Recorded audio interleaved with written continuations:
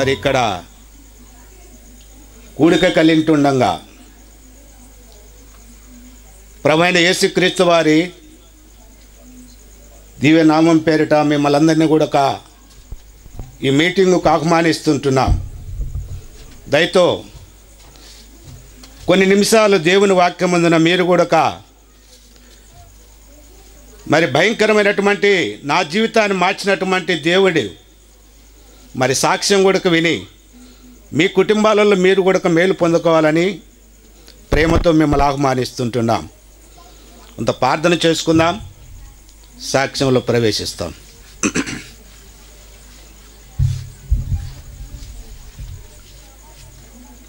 ప్రేమ కలిగిన పరలోకపు తండ్రి, పరిశుద్ధమైన దేవ, రాత్రికాల సమయంలో నాయనా నీ ప్రియకుమారుడు మా సొంత రక్షకుడు యేసుక్రీస్తు వారి ఘనమైన గంభీరమైన సర్వశక్తి కలిగినటువంటి నామమున నీ పాదాల వందనములు స్తోత్రములు ఘనత మహిమ ప్రభావాలు చెల్లిస్తున్నాను.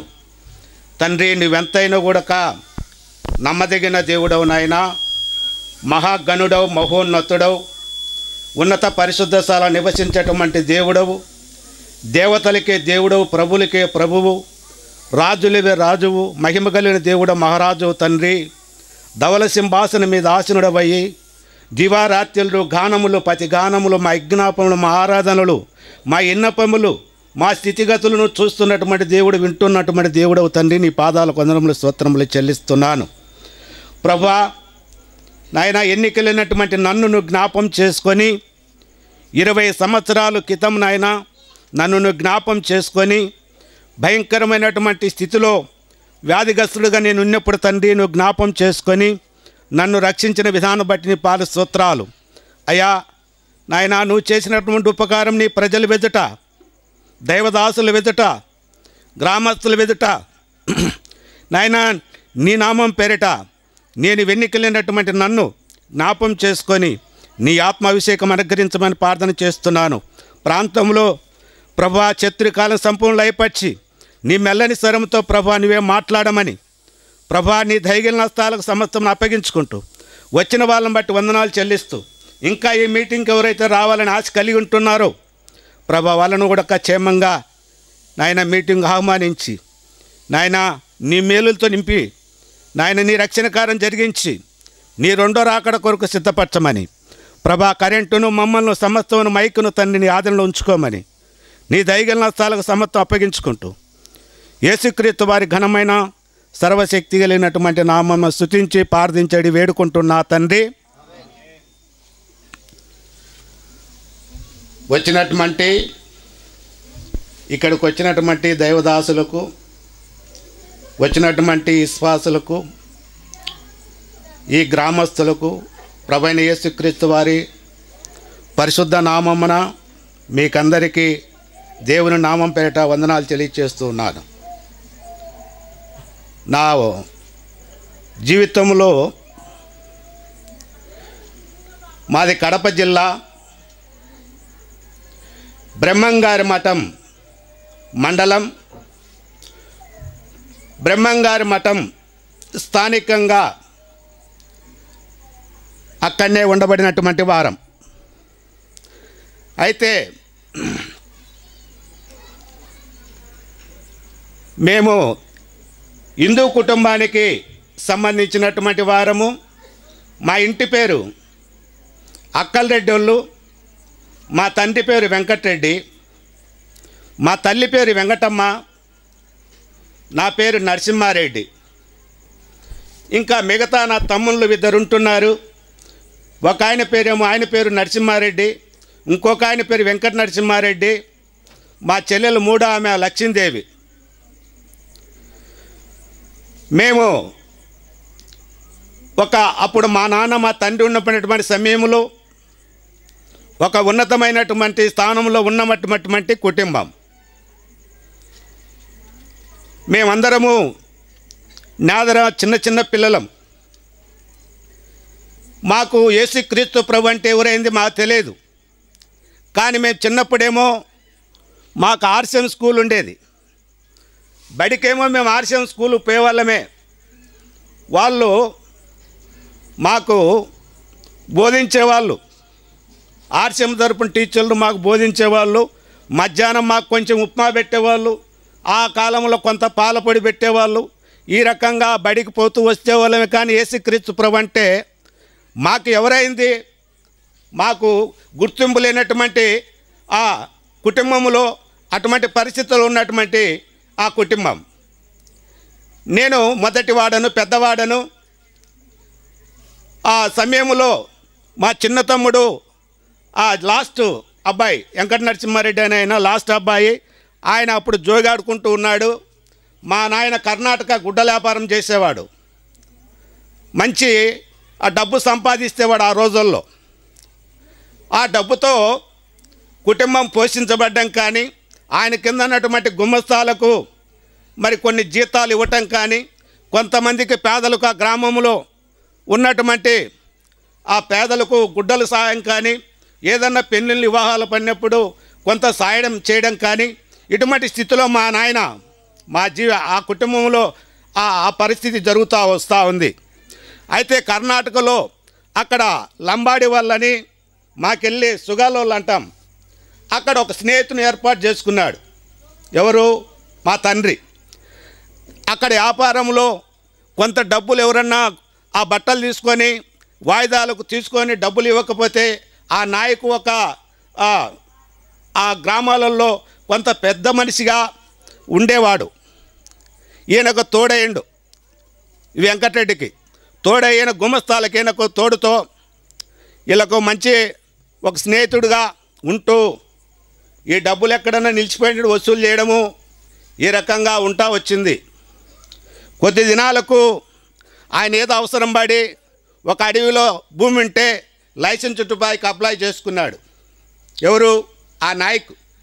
చేసుకుంటే వీళ్ళు ఆ తడవలో మళ్ళా పోయినప్పుడు ఆయన వ్యాపారం చేసుకుని చిల్లర కొట్టు ఉండేది. ఒక మూలనాట తుపాకి పెట్టుకొని ఆయన వ్యాపారం చేసుకుని వీళ్ళు పోయినారు. ఆడ బెంచ్ ఉండేది, బెంచ్ మీద కూర్చున్నారు. బెంచ్ మీద కూర్చొని ఎప్పుడు వచ్చినది నాయకుడు తుపాకి అంటే ఈ మధ్యన వచ్చింది రెడ్డి అని చెప్పినాడు. అయితే ఈ టీచ్ చూస్తామన్నాడు. అది టేప్ కర్రతో బాగా వాడిని చేసి ఆ మధ్యలోనే వచ్చింది, బాగా నిగనిగా అంటుంది. ఆయన తోట పెట్టి గుర్రం ఎత్తి పెట్టినాడు. ఈయన చేసి తుపాకి ఇచ్చేసిండు.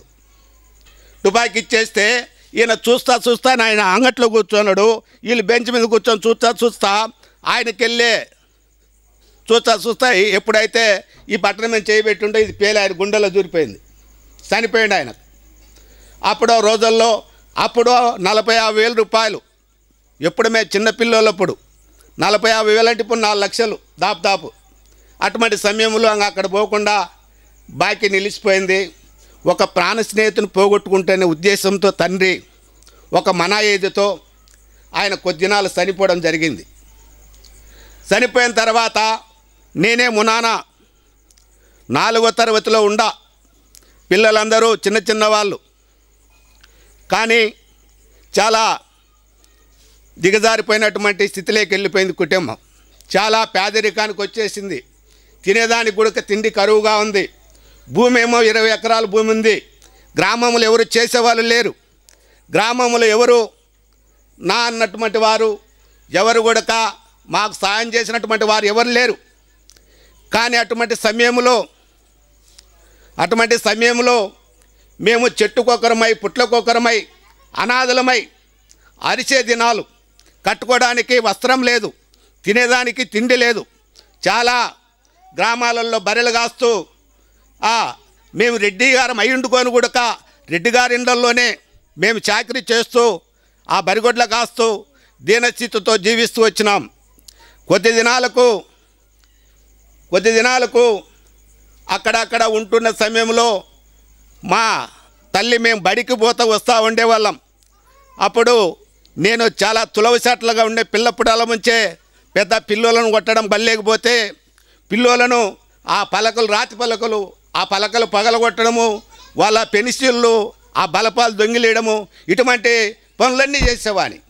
అయితే వాళ్ళు సాలరు పిలిచి నన్ను ఎప్పుడన్నా ఆ బర్రలతో కొడతారు. కొడితే నేను బయటకు వచ్చేది ఆర్సీఎం చచ్చి సిమెంట్ రేకులు బయటకు వచ్చే రాళ్ళతో కొట్టేవాని. తట్టుకోలేక నా పొడుకు ఒక దినం వచ్చి మా తల్లికి చెప్పినారు, అమ్మా వెంకటమ్మ, మేము నీ కొడుకును కొడితే మమ్మల్ని కిటికీలోంచి రాళ్ళతో కొడతా ఉన్నాడు, చర్చి మీద రాళ్ళ మీద చర్చి మీద రాళ్ళేస్తూ ఉన్నాడు, నువ్వన్నా భయం పెట్టు తల్లి, నువ్వు భయం పెట్టకపోతే గినా మమ్మల్ని ఏదిస్తూ ఉన్నాడని చెప్పి మా తల్లికి వచ్చి చెప్పడం జరుగుతూ ఉంది. అయితే ఆ సమయంలో సారుకోక ఆయన గొల్లోళ్ళు ఆయన వచ్చి ఇంటి దగ్గరకు వచ్చి చెప్పడం జరిగింది, నేను ఆయన సంగతి చూసుకుంటా, మీరు పోండి సార్ అని చెప్పింది.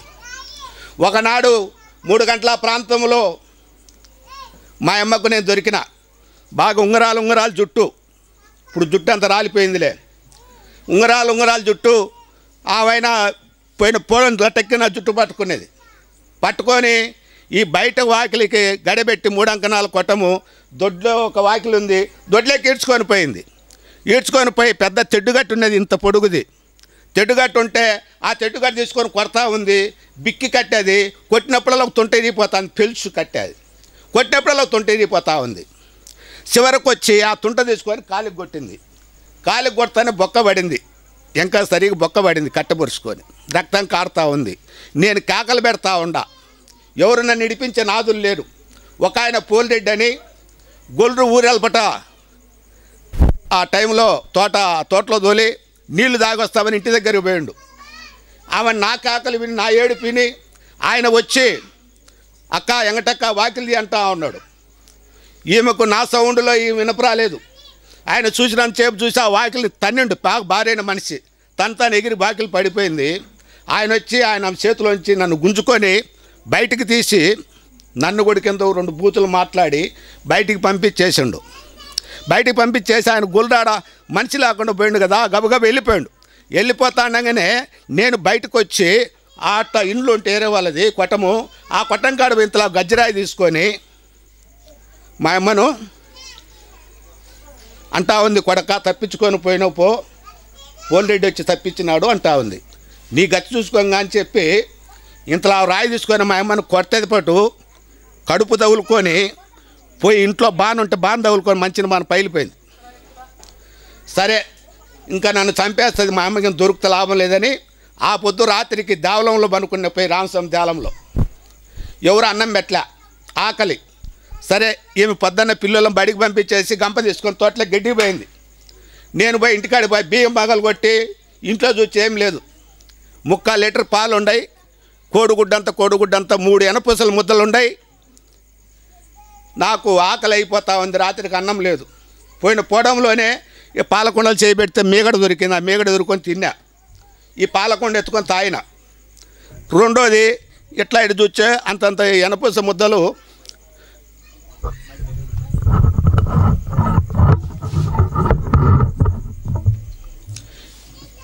3 ఎనపూస ముద్దలు కనపడతా వచ్చినాయి, దాంట్లో తినేసిన. ఇంకేం చేయాలి, మా అమ్మ వచ్చేరకు నేనేం చేయాలి ఇంకా నాయన, మళ్ళీ వచ్చే కానీ కొత్తదైనా ఒక భయం పడిపోయింది. తర్వాత అట్లా ఇట్లా చూస్తే కందులు అప్పుడు పూర్వం బాగా పండేటి, ఆమె కందులు ఒక ఎండబోసి తడిపి ఎండబోసి ఒక కుండకు పోసి పైన చిన్న కుండ పెట్టి దాని పేడ మెత్తితే ఆ కుండ బగలబెరికి 2 పళ్ళ కందులు ఒక చిన్న సిత్తులో పోసుకొని ఒక చెట్టుకాడికి ఎత్తుకొని పోయి నరసన్నపల్ల గ్రామానికి ఎత్తుకొని పోయి, అయ్యా ఈ కందులు తీసుకో అని అడిగిన. అప్పకు నత్తి ఏమరా యారు దొంగిలించుకొచ్చినావు అన్నాడు. నేను పలకల. మళ్ళీ తర్వాత మళ్ళా వండుకొని ఏమ్రా పలకవన్నాడు. నేను ఆ వయసులో చిన్న వయసులో 11 ఏళ్ళ వయసులో నువ్వు కందులు తీసుకొని నాకు లెక్కి అంటాడ. ఆయన కందులు జాచని ఉన్నట్టు పై షాట్లో అని చెప్పి షాట్లో పోతానగానే ఆయన కొలుచుకుంటా 2 పళ్ళు అయినాయి, రూపాయిన్నర ఒక పడి కందులకు నాకు లెక్కిచ్చిండు. మా ఊరు నుంచి బద్వేలుకి వచ్చేసి రూపాయిన్నర, అక్కడి నుంచి నెల్లూరు జిల్లాలో సోమేశ్వర రూట్లో మా అవగారు ఉంది, అనాసారం మండలం. ఆడికి వెళ్ళిపోయిన అగ్రహారం, గోలపల్లి అగ్రహారం, అక్కడికి వెళ్ళిపోయినా ఒక 4-5 దినాలు నేను కనపరాపోయేరకు. అప్పుడేమీ ఫోన్లు లేవు, ఉత్తరాలు రాచే 3 దినాలకు ఉత్తరాలు చేరతాయి, అంతవరకు ఇంకా సమాచారం తెలిసేదిలే. తర్వాత ఎవరో ఇక్కడి నుంచి మా ఊరికి వస్తా నీ కుమారుడు అక్కడ ఉండలేమ్మా, వాళ్ళ అవ్వాళ్ళ ఇంటి దగ్గర ఉండలే అని చెప్పింది. మా అవ్వకి 2 కూతుళ్ళు, కొడుకులు లేరు. మా అమ్మని ఇక్కడ మఠం దగ్గర ఇచ్చిండ్రు, మా చిన్నమ్మని మటుకు ఊళ్ళోని ఇచ్చిండ్రు. మా చిన్నమ్మ మా అవ్వ దగ్గరనే ఉంది, ఆమె ఆస్తి పెద్దది. కానీ ఒక 4-5 దినాలు గడిచిన తర్వాత ఒకరోజు మా చిన్నమ్మ ఏం చేసింది, మధ్యాహ్నానికి అన్నం పనిపోయినప్పుడు సాయంత్రము నూకలన్నం చేస్తా, పెసులు వేయించిన పొయ్యి మీద వేస్తా ఉండా, చింతా గోస్కర పప్పు చేస్తాను ఆయన. చాన్నాళ్ళు అయిందిరా అన్నం తినక, ఎప్పుడు చూసినా సొద్ద సంగటి, ఎప్పుడు చూసినా మనకి ఇదే అడుగులు వేసుకొని సొద్దలు సంగటి గెలుక్కొని తింటా ఉండం. ఈరోజు అన్నం చేస్తారా? అన్నం అంటే అప్పుడు పెద్ద కష్టం, నూకలన్నం. సరే చేసుకొస్తలేమ్మా అని చెప్పిన, కోసుకొస్తలేమ్మా అని చెప్పిన. ఆమె చెప్పింది మర్చిపోయిన. సంగటి తినంతసేపు ఇంట్లో గ్యాప్ ఉన్నది, సంగటి తిని బయటకు వచ్చాను, పిల్లలు తోడు చేసుకొని చిల్లా కట్టి ఆడుకుంటా చింతా సంగతి మర్చిపోయిన. సాయంత్రం ఇంటికి పోతానే నా చేతిలో చిన్న కట్టె చిల్ల 2 ఉన్నాయి. ఆ కట్టె పెరుక్కొని కొట్టింది. కొడతానే నెత్తిన ఇక్కడ బొక్కబడి నెత్తరు కార్చుకుంటా మళ్ళా కొడుతుందేముందని పరిగెత్తుకుంటా పోయి ఆనదుల గుడిసెల కాడ చెట్టు ఉంటే చెట్టు ఎక్కిన. చెట్టు ఎక్కి సగం చెట్టు చింతా కోసిన. ఇంకా చీకటి పడిపోయింది, నాకు చింతా గనపరాలా. నా పరిస్థితి ఏమైంది అర్థం కాలే. ఆమె అయినా మాయ వచ్చమ్మా తోటలపల్ల పెద్ద పిల్లోడు ఆడి వెండోడు మటమోడు అని నన్ను అడిగింది. అమ్మ మధ్యాహ్నం చింతా తెమ్మన్నవాడు తేలేదు, మరి ఇప్పుడు ఏదో అరిచినారు ఇంటికి వచ్చే అటు పోయినాడు, పోయి అరిసమ్మ అట్లా పోయి ఆడుండో వచ్చాడోడు అనేది. ఈమెం చేసింది, చెల్లు కూర్చొని గడ్డి మట్టలు దోక్కుండా దోకరు బారగా ఇంత 3 ఉంటుంది కట్ట, అది తీసుకొని చేత పట్టుకొని వచ్చాను. ఒక్కొక్కరు మస కనపడుతుంది నాకు. ఈమె చిల్లా కట్టతో కొట్టింది, ఈమె పారకట్టతో కొడుతుంది. ఎట్లయినా గబగబా దిగి ఇక్కడి నుంచి పరిగెత్తి పోవాలి, ఈమె చేతులు దొరకకూడదు అని చెప్పి ఆదలా బాదలా అది తాడి చెట్టు మాదిరి పెరిగింది. ఆ చెట్టు మీద దిగొచ్చా, పై కొమ్మ పట్టుకొని కింది కొమ్మ మీద ఆ చేతు కాళ్ళు పెట్టబోయేరుకు పై చేతులు 2 జార బెరుక్కున్నాయి, చెమట పోసినాయి చేతులు టెన్షన్లో. ఈ 2 చేతులు జార బెరుక్కున్నాయి. గరగర గరగర గరగర గరగర గరగర తిరుగుతా వచ్చి కింద పడిపోయినా. నేను పడిన కాడ కొంచెం అవతలిగా పడి ఉంటే సాకులోళ్ళు ఇల్లు యానదోళ్ళ గుడిసెలు 2 ఆనుకొని ఉండేవి. సాకులలో ఏం చేసినారు, గాడిదకు కాలికి దారం కట్టి ఆడ ఒక తుమ్మ చెట్టు ఉంటే ఆ తుమ్మ చెట్టును కొట్టి ఆ ముద్దులు కట్టేసినారు. ఆ గాడిద బొల్లాడిన కాడ వచ్చి పన్నా. కొంచెం కానీ ఇవతలు పడి ఉంటే ఆ పొద్దు చనిపోయేవాని. ఆ కొల్లు నా శరీరంలో చెక్కుకొని పోయి అక్కడనే వదిలిపోయేవాని. ఇది ఎందుకు చెప్తున్నానంటే, ఈ చెయ్యి దినమున నాకు చిన్నంగా ఉన్నదంటే కారణము, చిన్నప్పుడు తల్లి తండ్రి మాట వినక, గురువులు చెప్పినటువంటి మాట వినక, విధేయత చూపించక ఈ పని జరిగిపోయింది. సామెతల గ్రంథం 20వ అధ్యాయం 20వ వచనంలో ఒకసారి చదువుకుందాం. ప్రియ అయ్యా అమ్మ, ఈ గ్రామంలో ఉండబడిన యవనస్తులు ముఖ్యంగా వినాల్సినటువంటి మాట ఈ పరిశుద్ధ గ్రంథం బైబిల్లో ఉన్నటువంటి మాట. ఎందుకంటే నా జీవితం ఎంత కుండుపడిపోయిందో, ఒకసారి మా తెల్లను నేను చేసినటువంటి అపరాధమును బట్టి ఎంత ఇదైపోయిన ఒకసారి చదవండి అన్న. తన తల్లినైనను తండ్రినైనను దీపము కారు చీకట్లో ఆరిపోవు. చాలన్నా. చూసావా అయ్యా అమ్మ, ముఖ్యంగా యవనస్తులు సహోదరులుగా ఉన్నటువంటి యవనస్తులు వినాల్సినటువంటి వాక్యం. ప్రియ సహోదరుడా, ఆ రోజుల్లో దేవుని ఏర్పాటు కాబట్టి ఆ దినమున శపించినాడు. తన తల్లినైనను తండ్రినైన వాని దూషించిన వాని దీపము కారు చీకటి వలె ఆరిపోవును. అయితే నేను చనిపోవాలి. ఆరిపోవాలంటే హృదయంలో దీపము, దేవుడు పెట్టమని దీపం ఆరిపోవాలి. అయితే దేవుని ఏర్పాటు కాబట్టి ఈ చెయ్యి ఒకటి కుంటైపోయింది. కానీ ఆడి కూడక తెలివి రాలేదు. కొద్ది దినాలకు తల్లి కూడా చనిపోయింది. ఘోరమైనటువంటి స్థితి, అల్లరిగా తిరగడము, చిట్ల ప్యాకీలు, ఇసుపెట్టాకులు మంగతాయి, బీడీలు, సిగరెట్లు, రాంగ మందు, ఘోరంగా దాపు 23 ఏళ్ళు 25 ఏళ్ళు వచ్చేరకు పరిస్థితి కేవలం ఘోరమైపోయింది.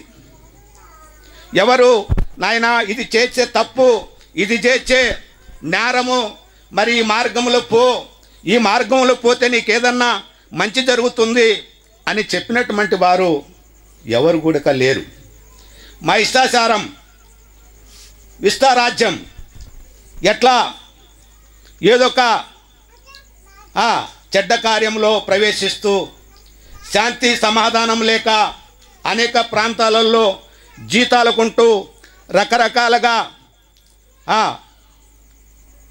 బతికినటువంటి కుటుంబం. ఆ రీతిలో ఉంటూ చాలా దీనస్థితిలో మరి జీవిస్తూ కేవలం ఘోరమైన స్థితికి వెళ్ళిపోయినటువంటి జీవితం నాది. ఆ రీతిగా ఒక రాజకీయ నాయకుడు, ఆయన పేరు కూడా నరసింహారెడ్డి, ఆయన మా తల్లికి కొంత బంధువు అవుతాడు, ఆ మేనమామ కూడా మాకు మేనమామ అవుతాడు. ఆయన ఒక సింగిల్ వీడి ప్రెసిడెంటు, ఆయనకు పెద్ద ఒక ఫ్యాక్షన్ ఏరియా, ఆయనకు బాడీ గార్డ్స్ దాదాపు 15 మందిని 20 మందికి లోపల ఆయన ఎంబడి ఉండేవాళ్ళం. ఆయన ఇక్కడనే కర్నూలు జిల్లాలోనే ఆలగడ్డ ప్రాంతంలో ఒక పిస్తోల్ కొనిండేవాడు. అప్పుడు ఆ సమయంలో అది ఒక చిన్న బ్యాగ్, ఇప్పుడు నా బైబిల్ బ్యాగ్ అట్టాటి బ్యాగ్, ఒక చిన్న బ్యాగ్ ఉండేది. ఆ బ్యాగులో పెట్టుకొని 10-15 మంది ఆయన నెమ్మడిస్తూ ఉంటే నేను ఒక్కనేది సంకలో పెట్టుకొని ఒకవైపును పోతూ భయంకరమైనటువంటి స్థితిలో జీవిస్తూ ఇంటి దగ్గర ఉన్నప్పుడు మరి ఆయన కుటుంబం అంతా కూడా క్షేమంగా ఇంట్లో పనుకుంటే మేము బయట పనుకొని ఆ బాంబులు ఆ బ్యాగులో పెట్టుకొని మంచం కింద పెట్టుకొని కావిలి కాస్తూ వచ్చేవాళ్ళం. భయంకరంగా జీవితము రాంగ ఘోరంగా అయిపోయింది. ఘోరమైన స్థితి.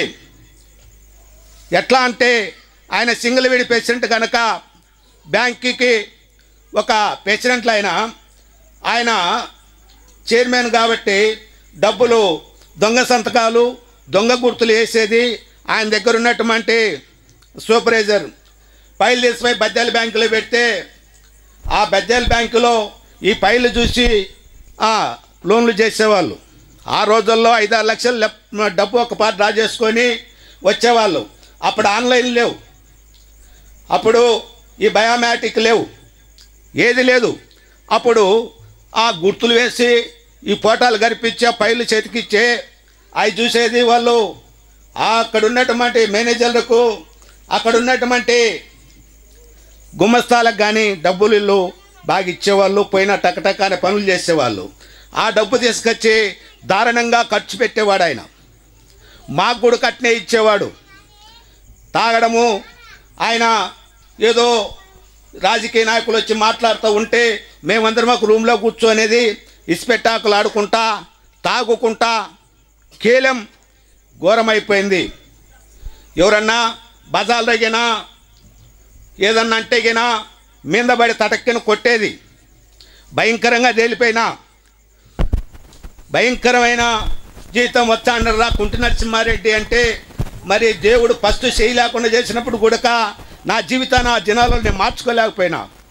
రాంగ మంచి ఎగన వయసు వచ్చేరకు బలమైన మనిషిగా తేలి ఎడమ చేత్తోనే మనిషిని కొడితే భయంకరంగా గిరగిర తిరిగి పడిపోయేవాళ్ళు కొంతమంది. ఆ రీతిగా జీవితం. ఓట్లలో కూడా గడగడ వణికే వాళ్ళు. నరసింహారెడ్డి వచ్చాడరా అంటే లేచి కుర్చీలలో కూర్చొని నిలబడుకుండేవాళ్ళు. కానీ కొంతమంది భక్తులు వచ్చేది, అయ్యా డబ్బులు పోయినాయి, భోజనానికి కూడా డబ్బులు లేవు, ఛార్జీలకు డబ్బులు లేవు అనేవాళ్ళు.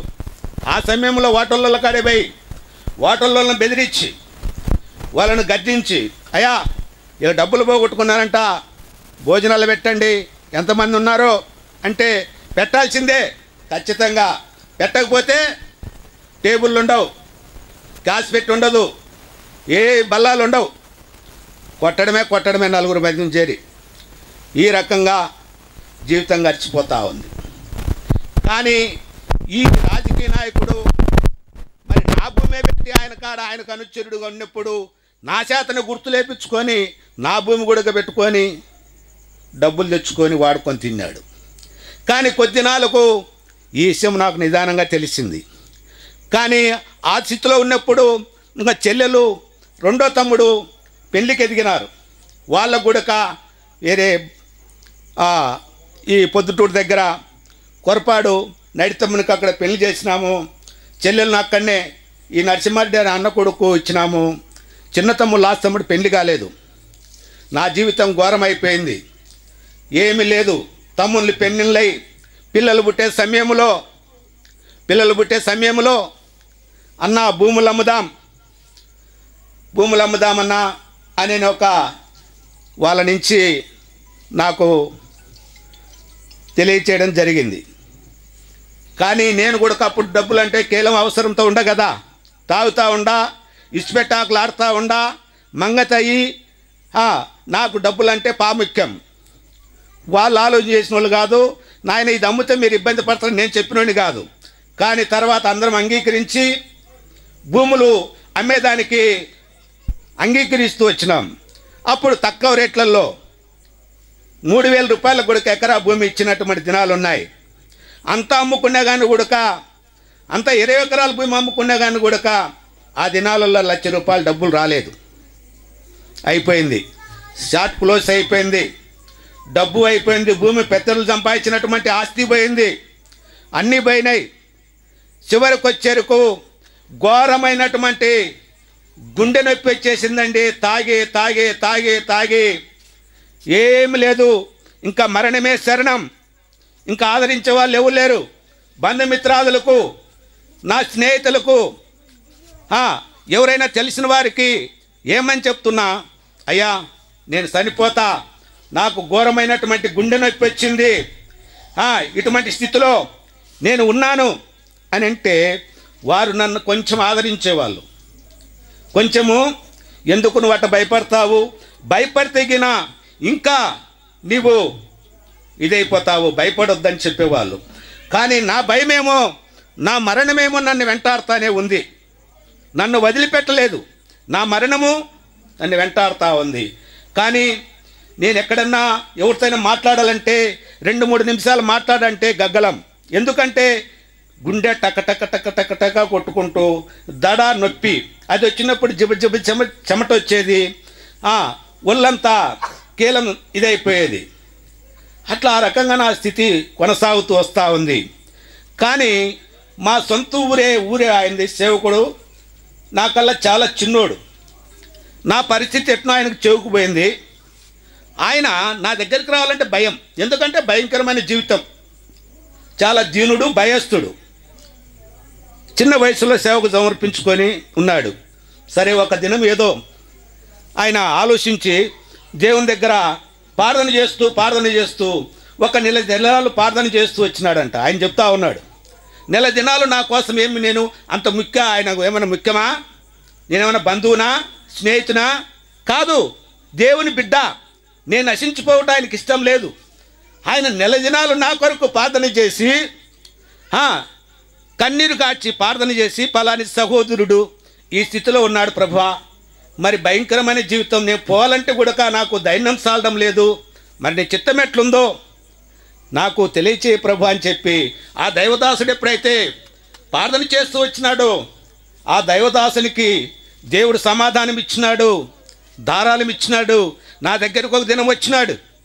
వచ్చే సహోదరుడా, అన్నా నరసింహారెడ్డి, నీవు భయంకరమైనటువంటి స్థితిలో ఉన్నావు, పాపములో ఉన్నావు, నీ పాపము నిన్ను పట్టుకున్నది, నీ పాపాలను ఒప్పుకో, పాపం నుంచి విడుదల పొందు, రక్షణ పొందు, మారు మనసు పొందు, స్వస్థత పొందు, చివరిలో స్వస్థత పొందు అని చెప్తూ వచ్చినాడు. అయితే నేను వింటూ ఉన్నాను. ఆయన చెప్తూనే ఉన్నాడు. 10-15 నిమిషాలు ఆయన చెప్పేది మానుకోలేదు, చెప్తూనే ఉన్నాడు. అప్పటికి నా చేతులు పెద్ద కట్ట, శివలింగం కట్ట, బీడీలు అగ్గిపెట్టా ఉన్నాయి.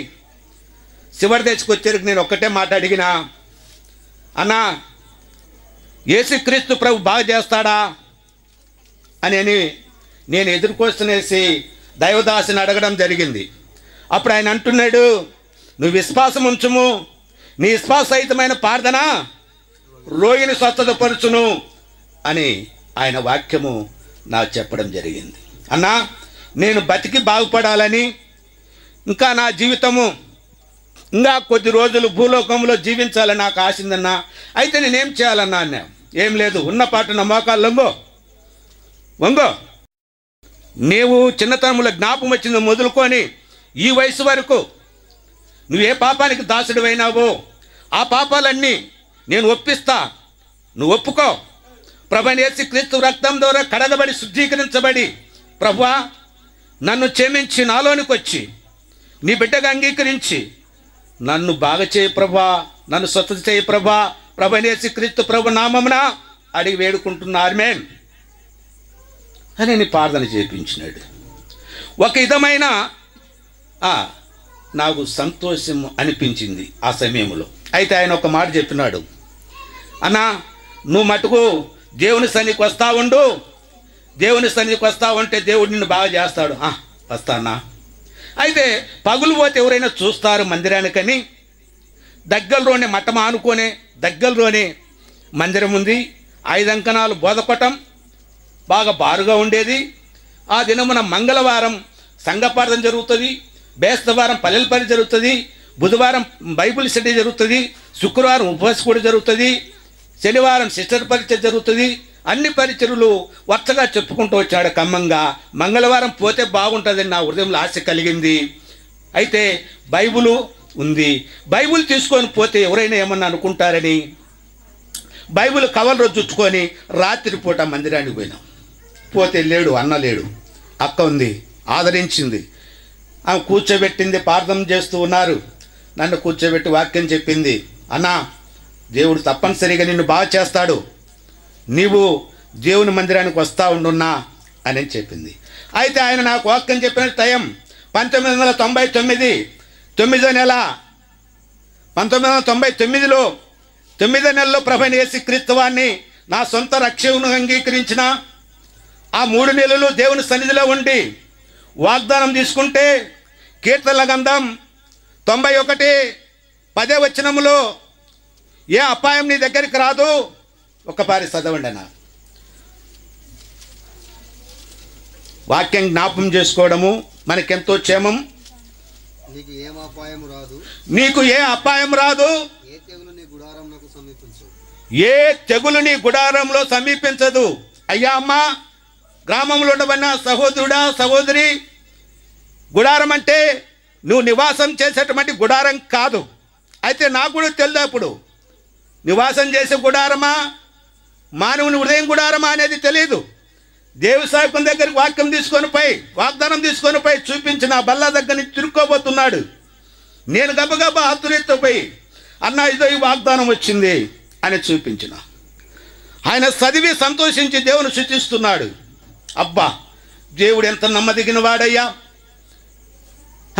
దేవుడు ఎంత నమ్మదగిన వాడయ్యా, నీకు ఇటువంటి వాగ్దానం ఇచ్చినాడు. ఏ తెగులు నీ గుడారంలో సమీపించదంటే నీ హృదయం అనే గుడారంలో ఎలాంటి తెగులు ఉండదయ్యా.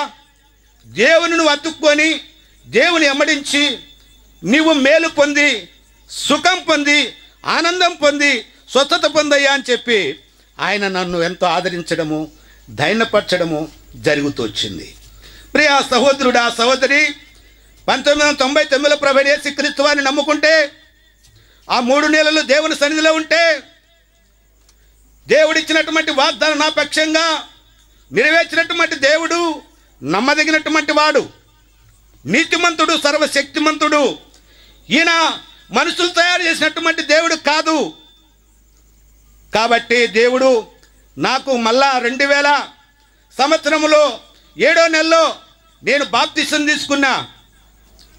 నాకు ఇచ్చినటువంటి బాప్తిసం వాగ్దానం ద్వితీయోపకాండం 28:6లో దేవుడిచ్చినటువంటి వాగ్దానం, సమస్తమును పోగొట్టుకుండా ఏం లేదు నా దగ్గర ఇల్లు చేతులతో ఉండా వ్యాధిగ్రస్తుడిగా ఉన్నప్పుడు బాప్తిసం వాగ్దానం దేవాది దేవుడు నాకు ఇచ్చినటువంటి వాగ్దానం,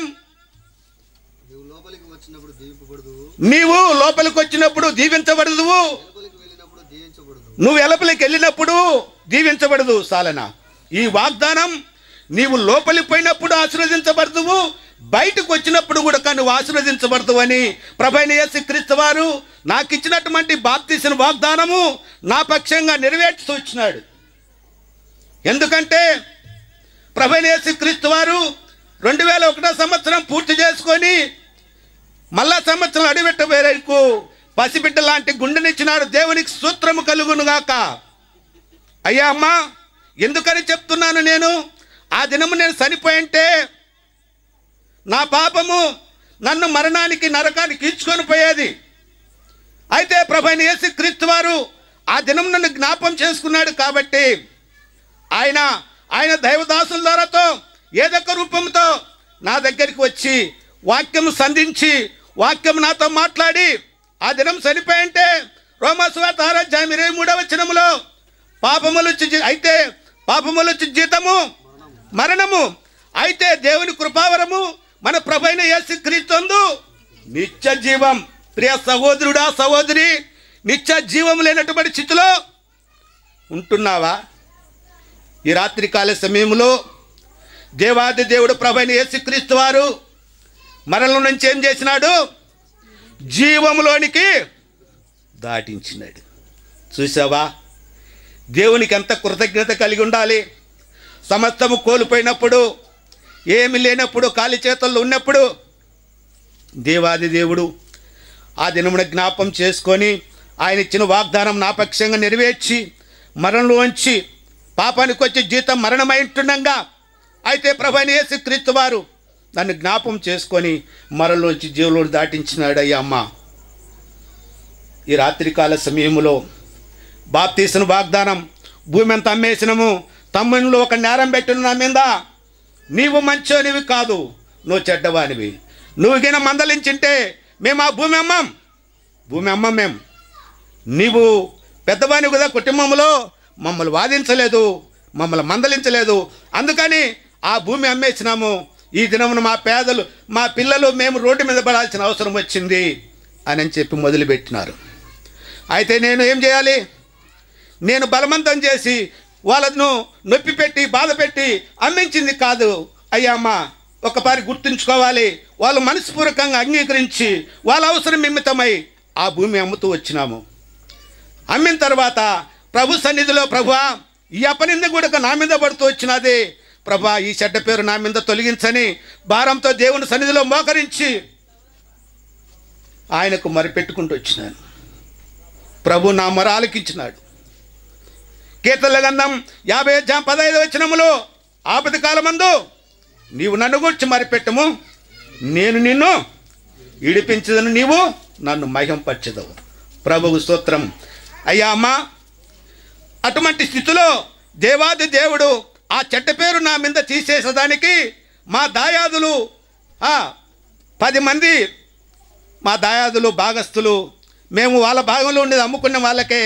అయితే 9 ఎకరాల భూమి రాసిన పుంట ఉంది, అది పాత పట్ట మా అబ్బగారి పేరుతో ఉన్నది, అది కూడా వాళ్ళకి రాపిచ్చేసినాం. దాని అనుకోని 3 ఎకరాల బంజరు భూమి ఉంది. అయితే వీళ్ళందరికీ పొత్తలు కుదరలేదు. అయితే వాళ్ళందరికీ నేను మంచిగా ఉంటా వచ్చిన. అయితే దేవాది దేవుడు వాళ్ళని ప్రేరేపించి, అయ్యా ఇదిగో ఈ భూమి మాకందరికి పొత్తలు కుదరలేదు, ఈ భూమి సబ్డివిజన్ చేయించినాము, మీరు అధికారుల కాడిపోయి మండలంలో కూర్చొని మీ పేరుతో డీ పట్టా చేయించుకోండి. దేవుడు అక్కడ కార్యం చేసిండు. దేవుడు వాళ్ళ హృదయాన్ని ప్రేరేపించబడింది. రోడ్డు అనుకోనే, తారు రోడ్డు అనుకోనే, తోట్లపల్లె బ్రహ్మంగారి ఇగ్గరంకా నుంచి తూర్పుకు పాపిడిపల్లె పోయే రోడ్లో, తారు రోడ్లోనే భూమి 3 ఎకరాల భూమి రోడ్డు అనుకోనే భూమి ఇచ్చినాడు దేవుడు. అయితే ఆ దినమున నేనే సొంత డబ్బులు ఖర్చు పెట్టి జేసీబీలు, ట్రాక్టర్లు, డోజర్ ట్రాక్టర్లు పెట్టి చెట్లను బెరికించి భూమి సదురు చేసి భూమిని అంతా కాయలు కట్టించేసి పైరు పెట్టాం. 22 క్వింటాలు పొద్దుటి గింజలైనవి. అప్పుడే రాజశేఖర రెడ్డి మరి నీళ్ళు వదిలింటున్నాడు. తెలంగాణకు నీళ్ళు మరి వస్తున్నాయి. 2-3 తల్లు నీళ్లు కట్టుకుంటే ఆ గింజలు పండినాయి. తర్వాత భూమి అంతా కలిసి చిన్న తమ్ముని పేరుతో పెట్టుకున్నాము. ఎందుకంటే ఖర్చులు ఎక్కువ వస్తాయి, 3 ఎకరాలు 3 పేరుతో పెట్టుకుంటే ఖర్చులు ఎక్కువ వస్తాయని చెప్పి తమ్ముడిని లాస్ట్ తమ్ముని పేరుతో వెంకట నరసింహారెడ్డి పేరుతో భూమి పెట్టినామండి. అయితే నాకు పెళ్లి కాలేదు. అయితే వాళ్ళిద్దరు కిమ్మక్కై ఒకటై చివరకు నన్ను అన్యాయం చేసడానికి ప్రయత్నం చేసినారు. వాళ్ళు ఎంత చెప్పినా గ్రామస్తులు, మా పంచాయతీ 4 ఊళ్ళు ఉంటున్నాయి, 1500 ఓట్లు, 4 ఊళ్ళు కలిసి కూడా చిన్న చిన్న ఊళ్ళు, ఎవరు చెప్పినా కానీ కూడా ఒకళ్ళు ఆలకించే స్థితిలో లేరు. చాలా కఠినమైన హృదయాలు. ఎంత చెప్పినా కానీ వాళ్ళు గాదర్ చేయలేదు, లెక్క చేయలేదండి.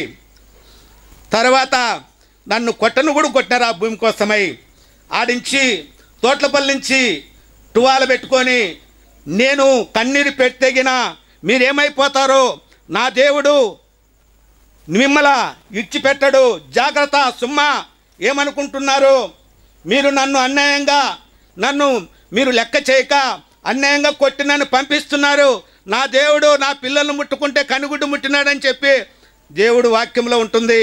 మీకు చెప్తున్నాను, మీరు జాగ్రత్త, మీరు మేలు పొందలేరని చెప్తూ అక్కడి నుంచి కన్నీరు పెట్టుకొని మఠానికి వచ్చిన. అయ్యా అమ్మ, ఆ దినమున వాళ్ళు 1.5 ఎకరా భూమి పంచుకుంటూ వచ్చినారు. ఇంతవరకు సరైన రీతిగా దాంట్లో శాపంగా మారిపోయింది. శాపగ్రస్తమైన కుటుంబాలుగా మారిపోయినాయి. కుటుంబాలలో నెమ్మది లేదు, సమాధానం లేదు, తినేదానికి తిండి లేదు, కట్టుకునే దానికి కూడా వస్త్రం లేదు. చాలా భయంకరమైన జీవితాలు. నడితమ్ముడు లారీ డ్రైవరు కాలు యాక్సిడెంట్ జరిగి మోకాళ్ళకి తీసేయాల్సింది. దేవుడు కనికరించి ఆ గాయంతోనే మానిపి స్వస్థతపరిచిండు. ఆ గాయం చూసి భార్య బయటపడిపోతే ఏమేమో కళ్ళు మబ్బులు కప్పి గాయం చూసి పడిపోయిందని చెప్పి డాక్టర్ గారిపై పరీక్ష చేపించి క్యాన్సర్ ఫైనల్ లెవెల్లో ఉంది. ప్రియ సహోదరుడా, ఎందుకని చెప్తున్నాను? నా గొప్పతనం అని కాదు, కానీ చేయొద్దు, తప్పు, మీరు నేరం చేయొద్దు. 2 ఏళ్ల కిందట చిన్న తమ్ముడు ఒక మోటార్ బైకులో షాపులో పోయి బ్రాంతి బాటలు తీసుకొని ఏరోళ్ళ ఎక్కించుకొని వస్తూ ఉన్నాడు. ఇద్దరు ఎక్కిన్నారు వెనుకొల్ల.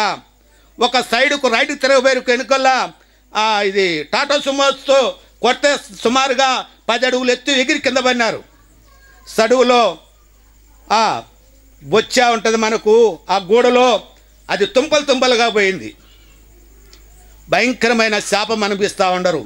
దయతో మీరు కూడా దయ వంచి దైవసేకులు విశ్వాసులు కూడా మా కుటుంబాల కొరకు కూడా ప్రార్థన చేయాలని ప్రేమతో మీకు విజ్ఞాపం చేస్తున్నాను. నేను కూడా భారంగానే ప్రార్థన చేస్తున్నాను. అయితే ఇప్పుడు ఏమైనా అనాలన్నీ కూడా వాళ్ళ భయం కలుగుతూ ఉంది.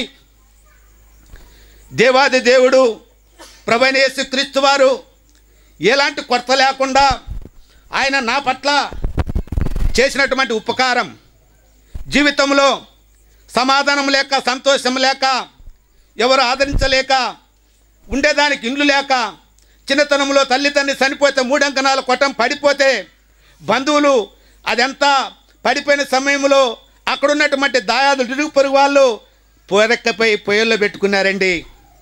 ఉండేదానికి నివాసమే లేకుండా పోయింది. అయితే 2019 సంవత్సరము జనవరి 1 దినములో 2019లో ఇల్లు పూర్తయింది.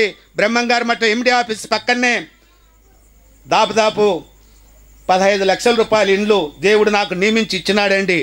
దేవుని ఈ చేసినటువంటి ఉపకారం నా జీవితంలో ఎప్పుడు మర్చిపోయినా కానీ కూడా నేను రుణపడి ఉంటా ఆయనకు.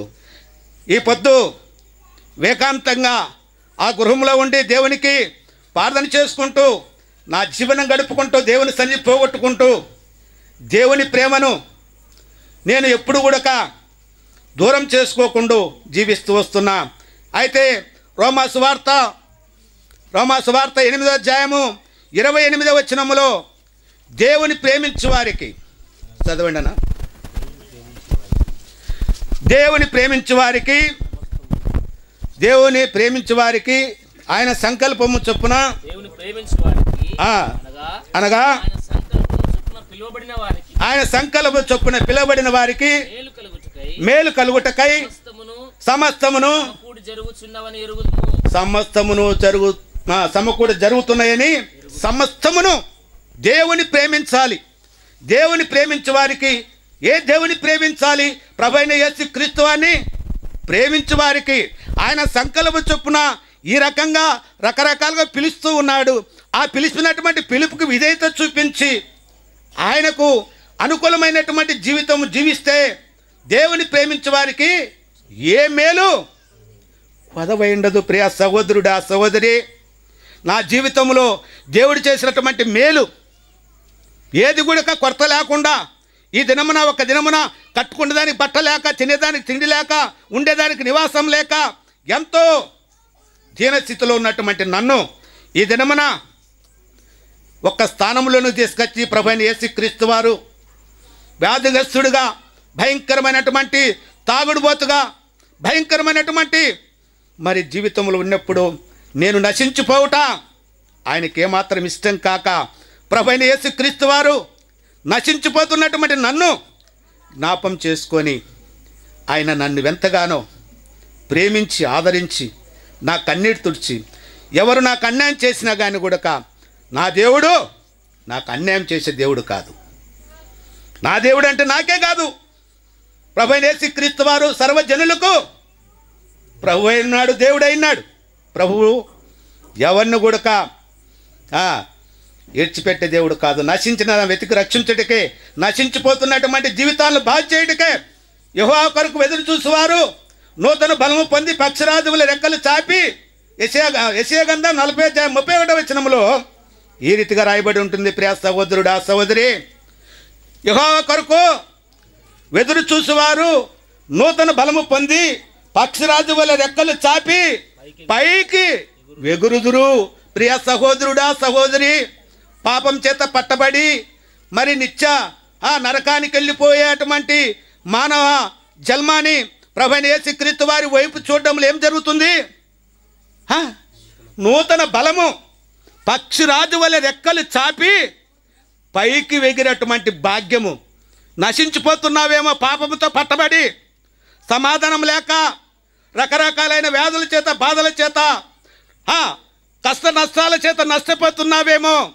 నా జీవితాన్ని జ్ఞాపం చేసుకున్న దేవుడు ఈ రాత్రికాల సమయంలో నిన్ను, నీ కుటుంబాన్ని కూడా జ్ఞాపం చేసుకుంటూ ఉన్నాడు.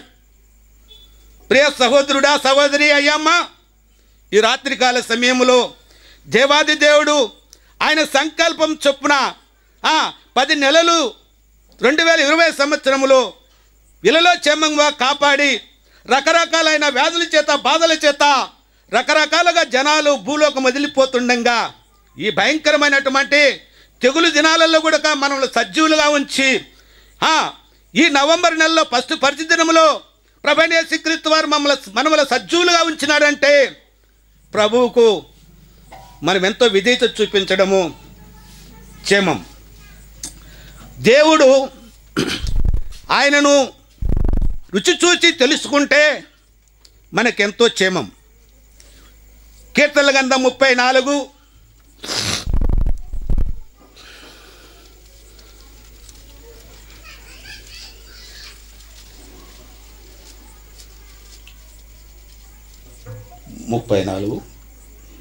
వచ్చిన చూడన్న రుచి చూసిపోయాను.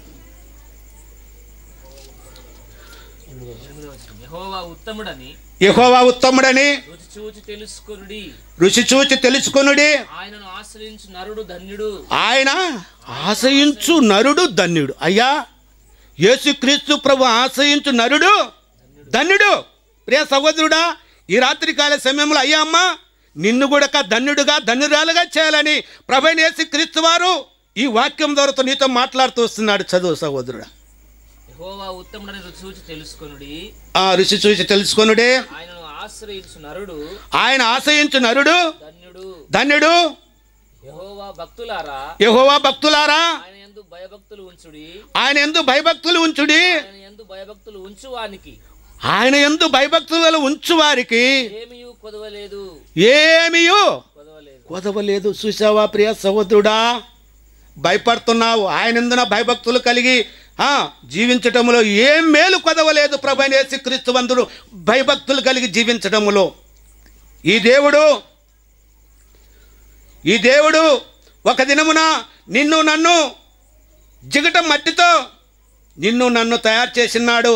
నా హృదయంలో, నా శరీరంలో బలం ఉంది, నాకు ఆస్తి ఉంది, నాకు అందం ఉంది, నాకు ఇంకా కొద్ది దినాలు టైం ఉంది, అని అనుకుంటున్నావేమో ప్రియ సహోదరుడా, సహోదరి. ఈ దేహము ఇది మట్టి, మళ్ళా ఎనికిటి వల్లే మಣ್ಣి అయిపోతుంది. ప్రియ సహోదరుడా, నీకున్న బలం నిన్ను ఆపలేదు. నీకున్నటువంటి బంగారు ఎండి, నీకున్నటువంటి బంగళాలు, నీకున్నటువంటి ఉద్యోగము, నీకున్నటువంటి డబ్బు నిన్ను ఆపలేదు. ప్రియ సహోదరుడా, సహోదరి. ప్రభువైన యేసుక్రీస్తు వారు ఎప్పుడైతే ఈ దేహాన్ని ఆత్మ వదులుతుందో ఇది మళ్ళా మట్టి అయిపోతుంది. ఈ దేహానికి ఎన్ని ఏర్పాట్లు చేస్తుంటామో కానీ ఈ దేహము మట్టిదే. కాబట్టి ప్రియ సహోదరుడా, 40 ఏండ్లు, 50 ఏండ్లు, 60 ఏండ్లు అది ఒక రకమైన మన దేవుడిచ్చినటువంటి బలము, శక్తి. అక్కడి నుంచి దాటిన తర్వాత 70, 80 అది వ్యర్థమే. కాబట్టి ప్రభువైన యేసుక్రీస్తు వారి నామం పేరట ప్రేమతో ఆహ్వానిస్తుంటున్నాం. దేవుని ప్రేమించే వారికి ఏ మేలు కొదవై ఉండదు. ఆయనను కింద వచ్చిన చదువును. సింహపు పిల్లలు ఆ సింహపు పిల్లలు లేమిగలవై ఆకలి కొనును. యెహోవాను ఆశ్రయించు వారికి ఏ మేలు కొదవై ఉండదు. సాలన ఏ మేలు యెహోవాను ఆశ్రయించు వారికి ఏ మేలు కొదవై ఉండదు. ప్రియ సహోదరుడా, నా జీవితంలో నేను అనుభవిస్తున్నా. ఒక జన్మన బిచ్చం అడుక్కున్నా, నువ్వు చెప్తే నమ్ముతావా? నమ్మవు. అయితే ఈ దినమున కింద ఉన్నటువంటి నా చేయిని ప్రభువైన యేసుక్రీస్తు వారు నా చేయిని పైకి తిప్పినాడు. ఆయన అంటున్నాడు, నన్ను నమ్ముకున్న నా బిడ్డలను ఎప్పుడు కూడా బిచ్చము ఎత్తనీడు. అటువంటి వాడు ప్రభువైన యేసుక్రీస్తు వారు. అయితే అంత్య దినాలలో అపాయకరమైన దినాలు ఉంటున్న మార్కు సువార్త 1:15 కాలం సంపూర్ణమైనది, దేవుని రాజ్యం సమీపించినది,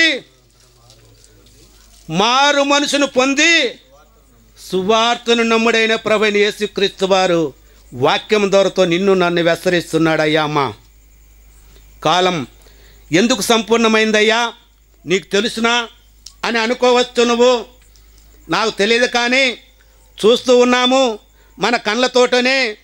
మరి కరోనా వ్యాధి ఎక్కడ పుట్టిందో, ఏ దేశంలో పుట్టిందో, మనం ఎక్కడున్నామో, అక్కడికి ఇక్కడికి ఎన్ని కిలోమీటర్ల దూరం ఉందో, ఎన్ని క్షణాలలో, ఎన్ని రోజుల్లో గాలిలో నుంచి మన ప్రాంతానికి వ్యాపించిందో మరి ఒక్కపారి గుర్తించినారా?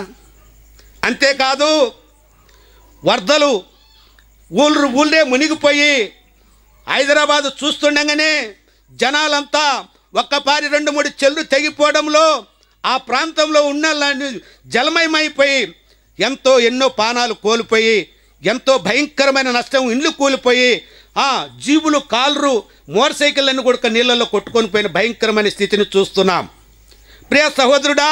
అంతేకాకుండా భూకంపాలు, మరి మిడతలు గుర్చినటువంటి వార్త విన్నారా? వింటూ ఉంటారు, మీరు టీవీలు ఉన్నాయి కదా, ఇళ్ళల్లో చూస్తూ ఉంటారు. కాబట్టి భయంకరమైనటువంటి తెగులు భూలోకంలో వస్తూ ఉంది. మరి ఈ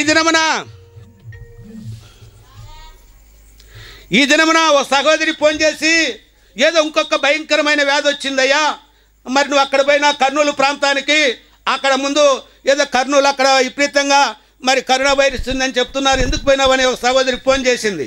పర్వాలేదమ్మా, దేవుడున్నాడు అని చెప్పి నేను ఫోన్ పెట్టేసిన. మరి ఇటువంటి స్థితిలో చివరి దినాలలో, అంత్య దినాలలో, అపాయకరమైన దినాలలో ఉంటున్నాం. నువ్వే వ్యాధితో, ఏ బాధతో, ఏం శ్రమలతో, నీ పిల్లలకు వివాహం కాకనా, నీ పిల్లలు ఉద్యోగాలు రాకనా, నీ పిల్లలు నీ మాటలు వినకనా, వ్యాధుల చేత, బాధల చేత నువ్వు బాధపడుతున్నావా? ఒక్కపారి ప్రభువైన యేసుక్రీస్తు వారి యందు విశ్వాసం ఉంచి ఆయన వైపు చూడాలని యెషయా గ్రంథం 40:31 ఒక్కపారి జ్ఞాపం చేసుకొని దేవుని వైపు చూడాలని. నువ్వు నశించిపోతున్నావా? అనేక డాక్టర్ల దగ్గరికి పరిగెత్తుతున్నావా? నీ డబ్బంతా వ్యర్థంగా ఖర్చు పెట్టుకుంటున్నావా? దిగులు పడుతున్నావా? నా మరణం నన్ను ఎప్పుడు తీసుకొని పోతుందని దిగులు పడుతున్నావా? భయపడద్దు. ప్రభువైన యేసుక్రీస్తు వారికి భయపడు, ఆయన వైపు చూడు. నీకు ఏం జరుగుతుందో ఈ దినం నేను మీ ఎదుటుగా ఈ గ్రామంలోకి వచ్చి ఈ మాటలు చెప్తున్నానంటే 20 సంవత్సరాలు ప్రభువైన యేసుక్రీస్తు వారు విజిగా కాల్సిన పొడిగించినట్టు నా గుడక పొడిగించి మీ ఎదుట దేవుని బిడ్డల ఎదుట ఈ గ్రామంలో నేను నిలబడి దేవుని దయగలటువంటి మాటలు నాకు చెప్పేదానికి దేవుడు అవకాశం ఇచ్చినాడు. దేవునికి వందనాలు చెల్లిస్తాం. కాబట్టి అయ్యా అమ్మ, ఈ రాత్రికాల సమయంలో ఏది ఏమైనా కానీ ధనికులమైన పేదరికులమైన దరిద్రులమైన ఎవరమైనా ఒక దినమును భూలోకం వదలాల్సిందే. వదిలికి ఎక్కడికి పోతున్నాం? 2 మార్గాలు ఉంటున్నాయి. ఒకటేమో నరకం, ఒకటేమో స్వర్గం. అది హిందూ సాంప్రదాయకంగా స్వర్గం అంటారు. బైబుల్ మరి క్రైస్తవ సాంప్రదాయంగా మన బైబుల్ లెక్కల ప్రకారం పడి వాక్యం ద్వారాతో మనం పరలోక రాజ్యం. ప్రియ సహోదరుడా, దేవుని రాజ్యం పరిశుద్ధమైంది. అపరిశుద్ధమైన మట్టి లోకంలో మనం ఉంటున్నాం. ప్రియ సహోదరుడా, ఆ రాజ్యం పరిశుద్ధమైంది. ఈ గంధానికే పరిశుద్ధ గంధం అని పేరు. మానవునికి కూడా భూలోకంలో పరిశుద్ధత కావాలి. పరిశుద్ధత లేనటువంటి జీవితంలో ఎంతో కుంగిపోతూ వ్యాధితో బాధతో నష్టపరుస్తున్నటువంటి సమయంలో ప్రభువైన యేసుక్రీస్తు వారు నన్ను జ్ఞాపం చేసుకున్నాడు. నిన్ను కూడా ఈ రాత్రికాల సమయంలో జ్ఞాపం చేసుకుంటూ ఉన్నాడు. విశ్వాసం ఉంచు. నీ ఎవరైనా ఏం పర్వాలేదు. నీ పేరును మార్చుకోవాల్సిన పని లేదు, నీ మతాన్ని మార్చుకోవాల్సిన పని లేదు, నువ్వేం మార్చుకోవాల్సిన అవసరం లేదు. ప్రియ సహోదరుడా, సహోదరి, నీ మనసు మార్చుకో. ప్రభువైన యేసుక్రీస్తు వారు ఇప్పుడే నిన్ను ఆశీర్వదించబోతున్నాడు. ఈ రాత్రికి దేవాది దేవుడు నీ కుటుంబాన్ని ఆశీర్వదించబోతున్నాడు. సియోనులో నుంచి ప్రభువైన యేసుక్రీస్తు వారు నీకు సమృద్ధైన దీవెనలు అనుగ్రహించబోతున్నాడు. ఎందుకులే, నాకు ఆయన ఏదో చెప్పుకుంటున్నాడు, ఏదో వచ్చి ఆయన మాట్లాడుచుకుంటున్నాడులే అని అనుకోవద్దు. అయ్యమ్మా, ప్రేమతో దేవుని నామం పేరట నీకు విజ్ఞాపం చేస్తున్నాం. కీర్తనల గ్రంథం 128 కొన్ని వచనాలు చదువుకుందాం. ప్రియ సహోదరుడా, సహోదరి, దేవుడు ఎంతో నమ్మదగిన వాడు, నీతిమంతుడు, సర్వశక్తిమంతుడు, జీవం కలిగినటువంటి దేవుడు. చదవనా? సియోనులో నుండి సియోనులో నుంచి దేవుడు నిన్ను ఆశీర్వదించును. నీ జీవితకాలం అంతయు యెరూషలేమునకు చూచెదవు. సాలనా? అయ్యా అమ్మా, నీవు సియోనుల నుంచి దేవుడు నిన్ను ఆశీర్వదించాలని, దీవెనలు నీ మీద కుమ్మరించాలని, నీ కుటుంబాన్ని ఆశీర్వదించి ఉన్నతమైన స్థానంలో ఉంచాలని, నీ పిల్లలను ఉన్నతమైన ఉద్యోగాలలో ఉంచాలని, ఉన్నతమైన మరి వివాహిశాలలో కూడా దేవుడు సహాయపడాలని ప్రేమతో మీకు మనవి చేసుకుంటూ ఉన్నా, వాక్యం ద్వారా తెలియచేసుకుంటున్నాం. దేవుడు ఎవరిని కూడా మరి వదిలిపెట్టే దేవుడు కాదు. అందుకనే రకరకాలుగా గ్రామాలలోకి దైవదాసులు, సువార్థికులు రకరకాలుగా ఎంత కష్టపడి చెమట వచ్చి మరి కడప జిల్లా నుంచి సహోదరుడు మరి యేదాసన నాతో కూడా సాటి పనివాడుగా బ్రహ్మంగారి మఠం సియోను ప్రార్థనా మందిరానికి అక్కడ ఎంతో సమర్పించుకొని ఆయన కూడా పనిచేస్తూ వచ్చినాడు. చిన్న వయసులోనే దేవుని మీద ఎంతో ఆసక్తితో ఆయన దేవుని పని చేస్తూ వచ్చినాడు, దేవుని కార్యాలు చేస్తూ వచ్చినాము. నేను కూడా అప్పుడు దేవుని మందిరానికి పోతూ దేవుని మందిరం ఆ బోధకోటం నుంచి ఒక 20 సెంట్ల స్థలం వేరే సహోదరుడు సమర్పించుకొని, ముందుగా చెప్పిన దైవ సేవకులలో కుటుంబం సమర్పించుకొని ఒక 20 సెంట్ల స్థలం ఇచ్చిన తర్వాత సియోన్ ప్రభునగర్లో సియోన్ ప్రార్థన నియమించబడింది. అక్కడ సాటి సహోదరులంగా ఆయన నేను కూడా పని చేస్తూ మాపులు అక్కడ ఉన్నటువంటి సామాను ఎవరైనా ఎత్తపోతారని ఇట్నే ఇప్పుడు ఇక్కడ ఇచ్చినటువంటి ఆ మందిరం అట్లా ఎలపటగా ఉండేది. కరెంటు లేదు, నీళ్లు లేదు. బోరు కొట్టకొచ్చి గోడలకు 40 అడుగులు పొడుగున గోడలకు నీళ్లు పోసేవాళ్ళం. దేవుడు ఈ దినమున ఆయన పని చేసినాం కాబట్టి ఈ దినమున ఏ నొప్పి అయినా కష్టం లేకుండా దేవాది దేవుడు ఆయన పోషిస్తూ ఉన్నాడు. అయ్యా అమ్మ, నిన్న దినాన జరిగినటువంటి గొప్ప కార్యం ఈ ప్రాంతంలో ప్రభువైన యేసుక్రీస్తు వారి సంకల్పం. ఎంత గొప్ప కార్యము! దేవాది దేవుడు ఆ ఊళ్ళో కొంతమందితో అభ్యంతరకరంగా ఆటంకరంగా అక్కడ పరిచయం చేస్తూ మైక్ పెట్టుకున్న దానికి కూడా ఆటంకంగా ఉందని దాసుడు చెప్తూ ఉండగా ఇంటూ వచ్చిన పొద్దున అక్కడి నుంచి బయటకు తీసుకొని వచ్చి ఒక ఎడారిలో ఉన్నతమైనటువంటి స్థానంలో ప్రభువైన యేసుక్రీస్తు వారు అనేక దైవదాసుల ప్రాంతాల నుంచి తెలంగాణ ప్రాంతం నుంచి, కడప జిల్లా నుంచి, కర్నూలు జిల్లా నుంచి ఆ చుట్టుపక్కల ఉన్నటువంటి దైవదాసులు విశ్వాసులు అనేకులు దాదాపు 300 మంది ఆ ప్రాంతంలో దేవుని గణపతి స్తుతించి ఆ మందిరమును దైవదాసులు ప్రతిష్ఠ చేసి ఎంతగానో దేవుని కార్యం ఈ ప్రాంతంలో జరుగుతూ ఉంది. ప్రియ సహోదరుడా సహోదరి, నీకు ఈ ఊరికి గ్రామానికి సమీపంలో ఉంటుంది. మీరు కూడా దేవుని వాక్యమని దేవుని ఆశీర్వాదం పొందుకోవాలని దేవుని నామం పేరిట మనం చేసుకుంటున్నాం. దగ్గరలో మందిరం ఉంది. 84వ కీర్తన 10వ వచనంలో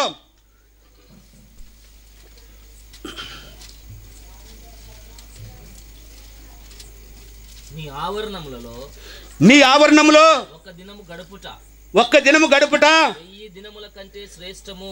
1000 దినముల కంటే శ్రేష్టమంటే ఒక్క దినము ఆయన ఆవరణములో గడుపుట 1000 దినముల కంటే, అంటే సంవత్సరం పైబడి భూలోకములో ఈ లోకంలో జీవించే బదులు ఒక్క గడియ ఒక్క క్షణము తీరిక చూసుకొని ఎన్నో పనులు ఉంటాయి మన జీవితంలో, ఉండవని నేను చెప్పడం లేదు. సహోదరుడా, 24 గంటలు సమయం ఇచ్చా వచ్చినాడు దేవుడు. ఎప్పుడైనా నువ్వు మోకరించి దేవుని సన్నిధిలో మొరపెట్టినావా? నీ మొరకు చెవిగున్నాడు దేవుడు. ఆయన నీ మొర ఆలకించాలని, నా బిడ్డ నోరు తెరవాలని ఆయన నీ వైపు ఆయన చెవులు వగ్గింటున్నాడు. ప్రియ సహోదరుడా, చూడు, ఒక్కపారి మోకరించి చూడు, మోకరించి దేవుని అడిగి చూడు. దేవుని నామ పేట బాధపడుతున్నావా? మోకరించి రాత్రికి దేవుని సన్నిధిలో మరిపెట్టు. ఆయన ఆవరణానికి పో, ఆయన ఆవరణంలో ఒక గడియ నివాసం చేయి. ఆయన వాక్యమును సమీపంలో దగ్గరలోనే మందిరం దేవుడు ఏర్పాటు చేసినాడు. దేవుని వాక్యమని దేవుని మేలు పొందుకోవాలని దేవుని నామం పేరిట మిమ్మల్ని అందరినీ కూడా ప్రేమతో మరి తెలియచేస్తూ ఉన్నాం. కాబట్టి అయ్యా అమ్మ, మరి నాకు ఇచ్చినటువంటి సమయం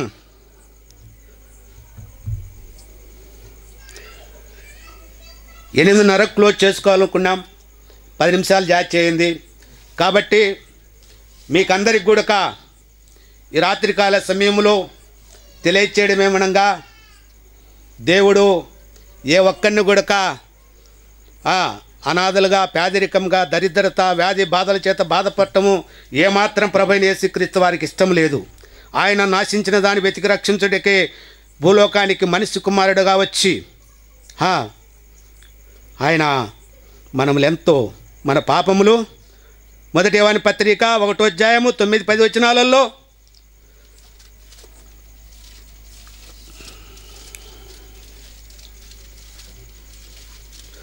మొదటి యోహాను పత్రిక 1వ అధ్యాయం 9-10 వచనాలలో మన పాపములు మనం ఒప్పుకునే వేళలా ఆయన నమ్మదగిన వాడు, ఆయన నీతిమంతుడు కనుక ఆయన మన పాపములను క్షమించి సమస్త దుర్నీతి నుండి మనలా పవిత్రులుగా చేయను. మనం ఎప్పుడైతే పవిత్రం కలిగి జీవిస్తా వచ్చమో, దేవాది దేవుడు ప్రభువైన యేసుక్రీస్తు వారు ఆయన నమ్మదగిన వాడు. మనం అవనమ్మకస్తులము. బయటికి పోతే ఎన్ని మాటలు అబద్ధాలు ఆడతామో, ఎంతమందిని బూతులు ఆడతామో, ఎంతమందిని తునీకరిస్తామో, ఎంతమందిని ఎలిపెట్టి చూపిస్తామో.